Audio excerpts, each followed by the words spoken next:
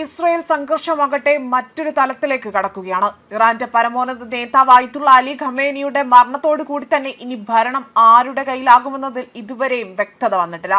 ഇതിനിടയിലാകട്ടെ Iran Gulf രാജ്യങ്ങളെ ലക്ഷ്യമാക്കി തന്നെ കൂടുതൽ ആക്രമണങ്ങൾ അഴിച്ചുവിടുകയാണ്. കഴിഞ്ഞ ദിവസം നടന്ന ആക്രമണത്തിൽ അബുദാബിയിൽ ഒരു ഏഷ്യൻ വംശജൻ കൊല്ലപ്പെട്ടതായി തന്നെ ഔദ്യോഗിക സ്ഥിരീകരണം പുറത്തുവരികയാണ്. ഇതോടുകൂടി തന്നെ തിരിച്ചടിക്കാൻ തങ്ങൾക്കും അവകാശമുണ്ട് എന്നതാണ് ഇപ്പോൾ UAE ഭരണകൂടം അറിയിച്ചിരിക്കുന്നത്.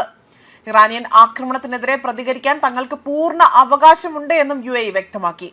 രാജ്യത്തെ ലക്ഷ്യമിട്ട് ഇറാൻ ബാലിസ്റ്റിക് മിസൈലുകൾ പ്രയോഗിച്ചുവെന്നും രാജ്യത്തിന്റെ വ്യോമ പ്രതിരോധ സംവിധാനങ്ങൾ നിരവധി മിസൈലുകൾ പ്രയോഗിച്ചുവെന്നും ഇവിടെ UAE പ്രതിരോധ മന്ത്രാലയം തന്നെയാണ് അറിയിച്ചിരിക്കുന്നത്.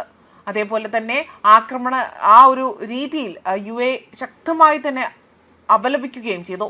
സാധാരണക്കാരുടെ സുരക്ഷയ്ക്ക് ഭീഷണിയായ ഇത്തരം ആക്രമണങ്ങൾ അത് ഭീരുത്വം നിറഞ്ഞ പ്രവൃത്തിയാണ് എന്നും തിരിച്ചടിക്കാൻ രാജ്യത്തിന് പൂർണ്ണമായ അവകാശമുണ്ട് എന്നും വ്യക്തമാക്കിയിട്ടുണ്ട്.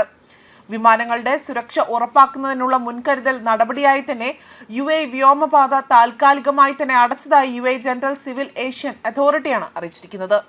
ഇറാന്റെ മിസൈൽ ആക്രമണത്തിൽ അബുദാബിയിൽ കൊല്ലപ്പെട്ടതാകട്ടെ ഏഷ്യൻ വംശജനാണ് എന്ന് തന്നെയാണ് റിപ്പോർട്ട് സൂചിപ്പിക്കുന്നത്.